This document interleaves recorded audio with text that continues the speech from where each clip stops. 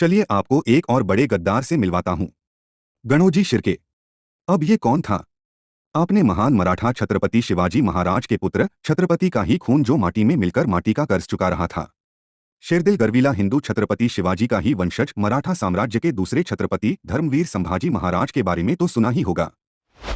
तो ये गणोजी शिर्के छत्रपति संभाजी महाराज का साला था।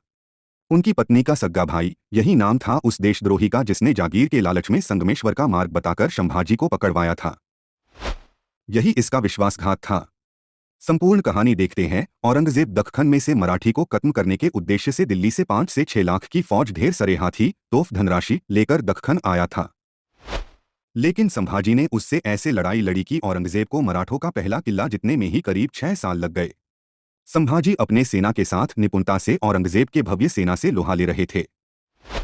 लेकिन 1687 के वाई के युद्ध में शूरवीर मराठा सेनापति हम्बीरराव मोहिते मारे गए और मराठे कमजोर पड़ गए। तो इसी दौरान संभाजी के साले गणोजी शिर्के ने औरंगजेब के साथ मिलीभगत करके छल से संभाजी और उनके करीबी साथी कवि कलश को गिरफ्तार करवा दिया। संभाजी को औरंगजेब ने प्रस्ताव दिया कि वे इस्लाम कबूल कर ले तो उन्हें छोड़ दिया जाएगा और खुद औरंगजेब की बेटी से शादी करवा दी जाएगी। लेकिन संभाजी ने अपना धर्म छोड़ने से इनकार कर दिया। धर्म के लिए इस बलिदान हेतु उन्हें धर्मवीर कहा जाता है। 40 दिन चली उन अमानुषिक यातनाओं के यंत्र भले औरंगजेब के थे, परंतु उन्हें संभाजी के शरीर में धंसाने वाले हाथ थे उनके अपने घर के सदस्य, उनके साले गणोजी शिर्के के।